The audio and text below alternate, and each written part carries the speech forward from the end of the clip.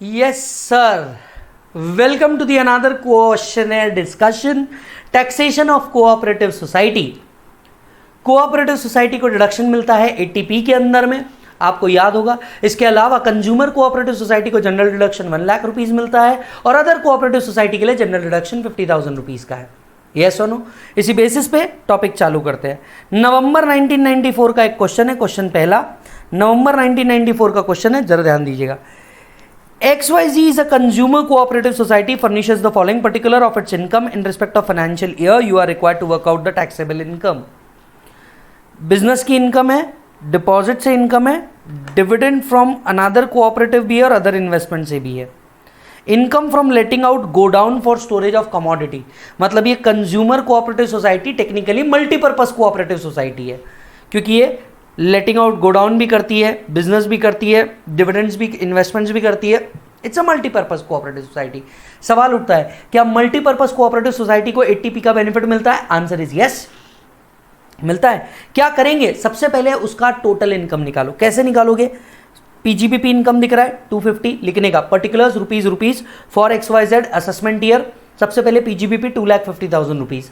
Next, income from other sources, interest on deposit 10,000, dividend 4,000, other investment से income 4,000। ये आएगा आपका दूसरा income. Letting of godown for storage of commodities, storage commodities के लिए godown let out किया 20,000। हम ये अज्यूम करके चलते हैं ये कंप्यूटेड है, नहीं होगा तो हम ये अज्यूम करके चल रहे हैं ये कंप्यूटेड है, नीचे ये अजम्पशन लिख देना। आपकी तीनों की इनकम मिला दोगे, दैट इज 250, 20 और 18। ये आपकी टोटल इनकम बन गई 288। इसमें से एटीपी का डिडक्शन लोगे पहले, मल्टीपर्पज को जो मिलता है। एटीपी को काय का मिलता है? बिजनेस का नहीं मिलेगा, डिपॉजिट्स का नहीं मिलेगा। हाँ, इन दो चीज़ों का मिल सकता है, एक जो आपने लेट आउट किया है गोडाउन को, दूसरा जो डिविडेंड मिला है अदर कोऑपरेटिव से।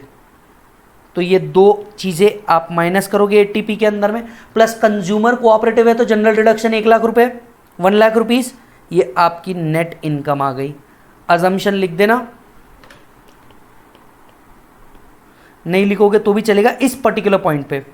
Assumed multipurpose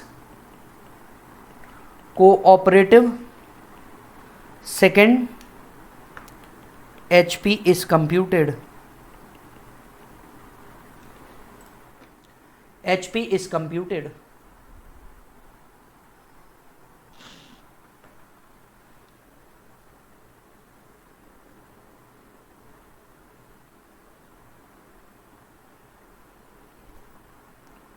done sir.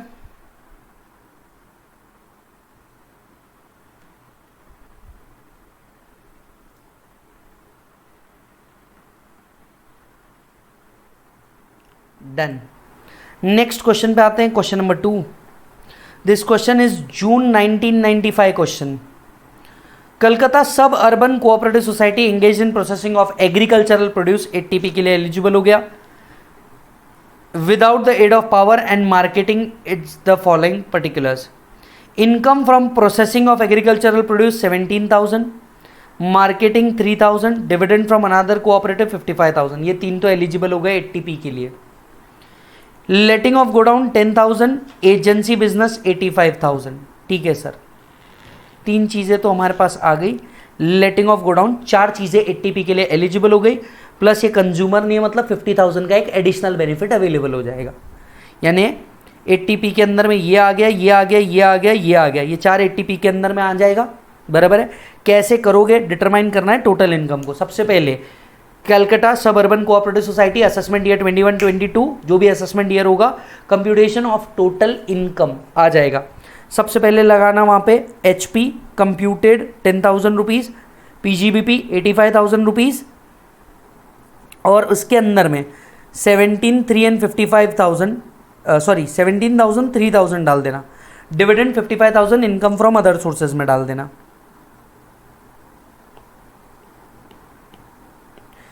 ये बन जाएगी आपकी ग्रॉस टोटल इनकम। इसमें से चार चीज़ का डिडक्शन आ जाएगा, agricultural processing, marketing of agricultural produce, dividend from another cooperative society, letting out of godown और एक जनरल डिडक्शन 50,000 रुपीज़ का, आपकी नेट टोटल इनकम आपके सामने आ जाएगी। दुनिया का सबसे सिंपल चैप्टर है ये, दुआ करना है चैप्टर आए।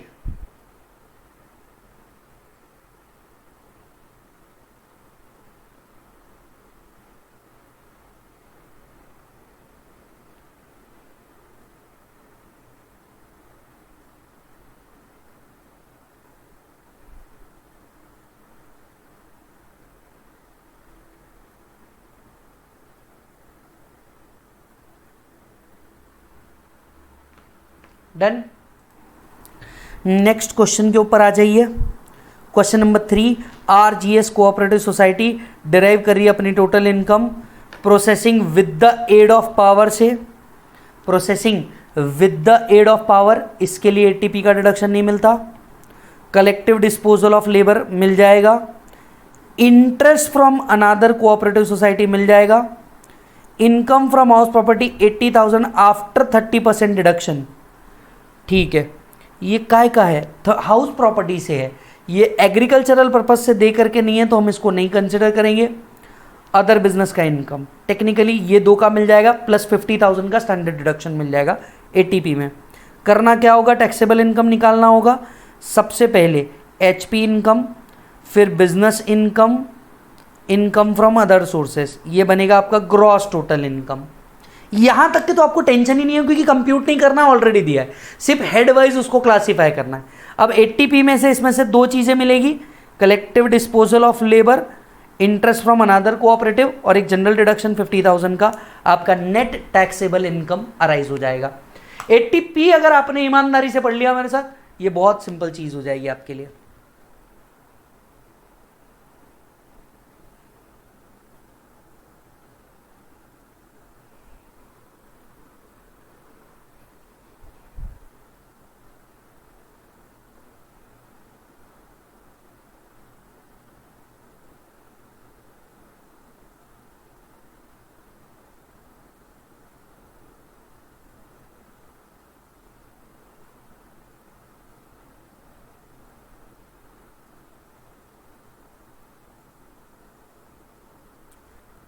Yes,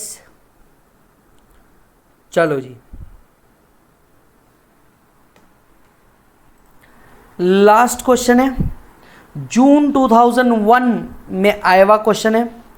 total income of a cooperative society not being a consumer cooperative society, other है।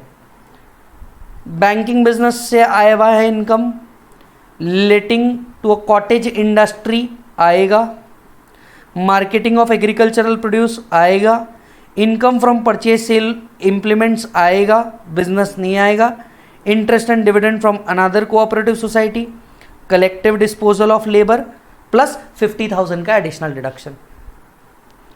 क्या करोगे? सबसे पहले पूरी इनकम को हेडवाइज क्लासीफाई कर दो, banking business, cottage industry, marketing, profit from business, collective disposal, other sources में डाल दो इंटरेस्ट एंड डिविडेंड। ये बन गई आपकी ग्रॉस टोटल इनकम। इसमें से 1 2 3 4 5 प्लस 50,000 जनरल डिडक्शन, 1 2 3 4 5 प्लस 50,000 का जनरल डिडक्शन 85,000। अगर आपने मेरे साथ एटीपी पढ़ा है, ये आपके लिए दुनिया के सबसे इजी क्वेश्चन बनने वाले हैं, स्पेशली जब आपने मेरे साथ मोर देन 70 क्वेश्चंस को सॉल्व किया है पीजीबीपी के अंदर। अब ये आपको बिल्कुल हद फालतू क्वेश्चन लगेंगे। इसी के साथ साथ एक और टॉपिक क्वेश्चनर का खत्म हुआ। आप मेरे साथ बने रहिए और अपना पूरा ध्यान रखिएगा। आज के लिए रुकते हैं यहीं पे ही। Thank you so much. मिलते हैं आपसे कल कुछ और टॉपिक्स के साथ और कुछ और क्वेश्चनर के साथ। Bye bye, take care.